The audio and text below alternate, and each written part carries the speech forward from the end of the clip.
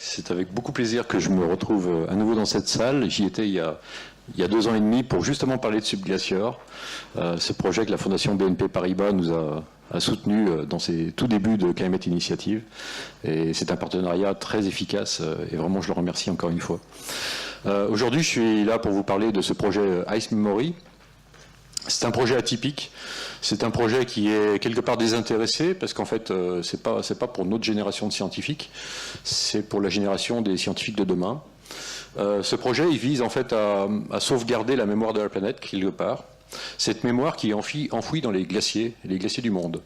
Quand vous allez en montagne, vous admirez probablement à l'occasion des glaciers, ce sont des objets absolument magnifiques, d'une pureté incroyable.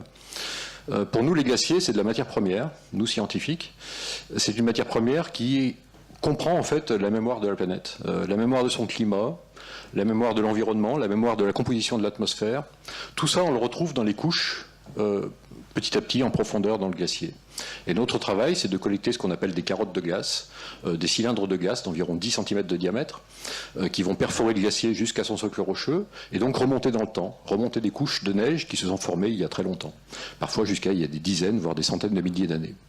Et en analysant le contenu chimique ou physique de ces carottes de glace, on raconte l'histoire, on décrit un alphabet qui est écrit naturellement par la beauté de cette planète.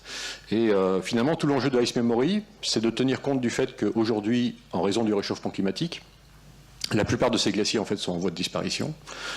Beaucoup se réchauffent très vite. Ils subissent ce qu'on appelle de la fusion estivale quasiment systématique, c'est-à-dire que chaque été, la température est suffisante pour que la surface du glacier fonde systématiquement. Et cette eau de fonte, ensuite, elle percole, comme finalement l'eau à travers le marc de café de votre machine à café. Et cette eau liquide va pénétrer dans les couches inférieures et va effacer la bande enregistreuse, va effacer cette mémoire. Donc l'enjeu pour nous, il est d'aller sur ces glaciers, forer des carottes de glace, les mettre en lieu sûr, et en anticipation de la science de demain, pour faire en sorte que les générations futures, qui auront d'autres idées, d'autres technologies que celles dont on dispose aujourd'hui, puissent exercer leur science sur une matière première qui aura disparu quand cette nouvelle technologie et ces idées seront dans leurs esprits. Et donc c'est un projet assez inhabituel parce qu'en fait, comme on n'est pas à produire de la science aujourd'hui à court terme, les agences de financement habituelles sont relativement peu intéressées, parce que pour elles, quand elles financent un scientifique, elles veulent un résultat palpable au bout de 4 ans ou 5 ans. Ce n'est pas notre cas.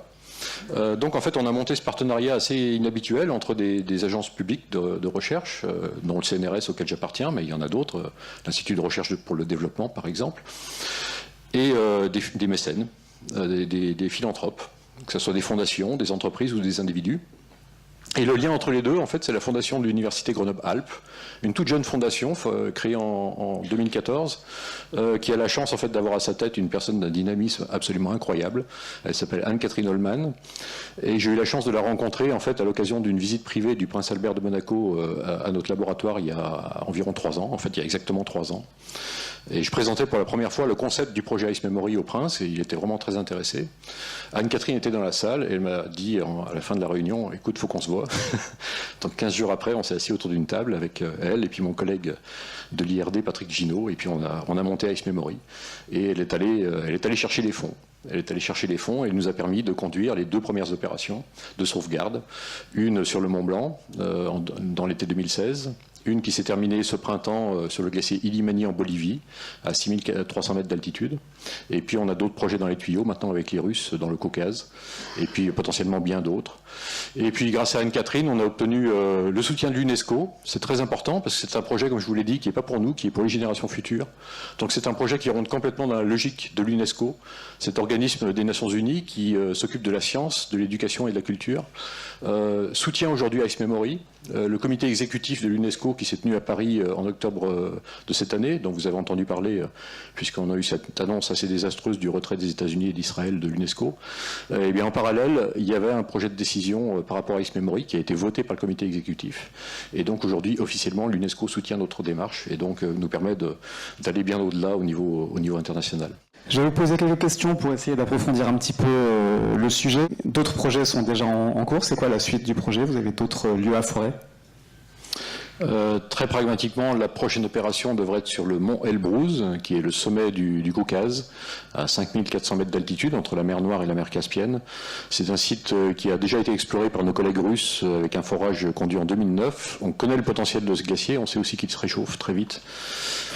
Et en fait, il nous permet d'obtenir des informations qu'on n'a pas avec typiquement les deux autres forages. Notamment les masses d'air qui alimentent en fait ce glacier sont essentiellement en provenance d'Europe de l'Ouest, d'Afrique et du Moyen-Orient. Donc on peut apprendre des processus grâce à cette carotte de gaz que l'on ne peut pas comprendre avec une carotte forée par exemple dans les Alpes. Nos collègues russes viennent d'obtenir un soutien financier substantiel à la fois du gouvernement russe et de l'Académie des sciences russes. Et donc l'opération est dans les tuyaux pour juillet-août 2018 si tout va bien. On ne peut pas se contenter d'une seule carotte de gaz pour décrire finalement le battement cardiaque de notre planète. On a besoin, comme on dit dans le jargon, de spatialiser l'information, donc de couvrir différentes régions géographiques, différentes échelles de temps. Je vais prendre l'exemple des Alpes. On a foré le glacier du col du Dôme. C'est un glacier exceptionnel parce qu'en fait, on peut résoudre, grâce au forage dans ce glacier, ce qui se passe à l'échelle de la saison. Donc on a une résolution dans le temps exceptionnelle. En revanche, on remonte relativement peu dans le temps. On a environ, on va dire, 150-200 ans d'histoire du climat ou d'autres paramètres de la planète.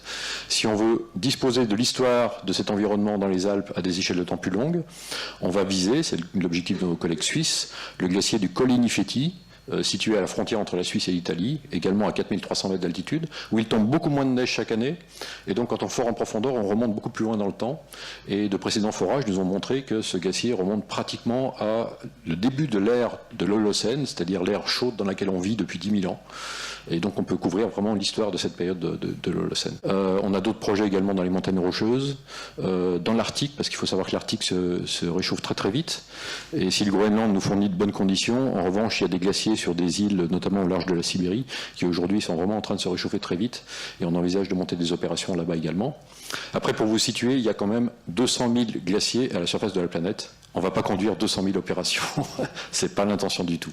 Donc l'ordre de grandeur, on espère forer potentiellement une vingtaine de glaciers, quelque chose comme ça. Pourquoi est-ce qu'il y a autant d'informations dans de la glace? Ça paraît pas évident a priori. Est-ce que l'on pourrait développer un petit peu ce que vous cherchez exactement dans les carottes de glace?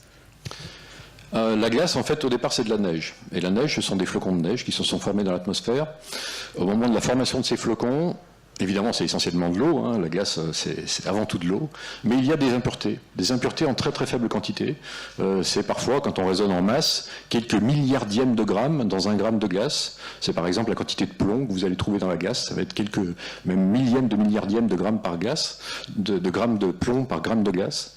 Mais c'est des choses qu'on est capable de mesurer. Aujourd'hui, on a les technologies pour mesurer ces très très faibles concentrations.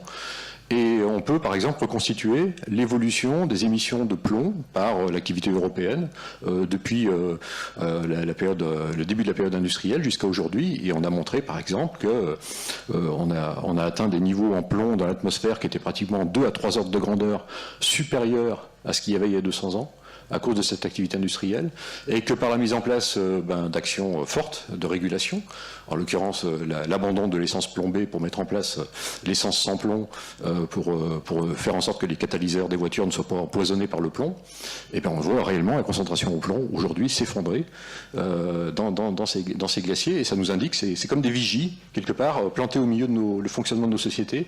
Ces vigies nous disent, oui, ça valait le coup effectivement de mettre en place ces actions, parce qu'on en voit réellement le résultat, et on peut le comparer au niveau naturel. On peut voir aujourd'hui comment l'activité humaine se situe par rapport au niveau naturel sur ce type de polluant. Merci encore, Jérôme Chapelaz. Merci à vous.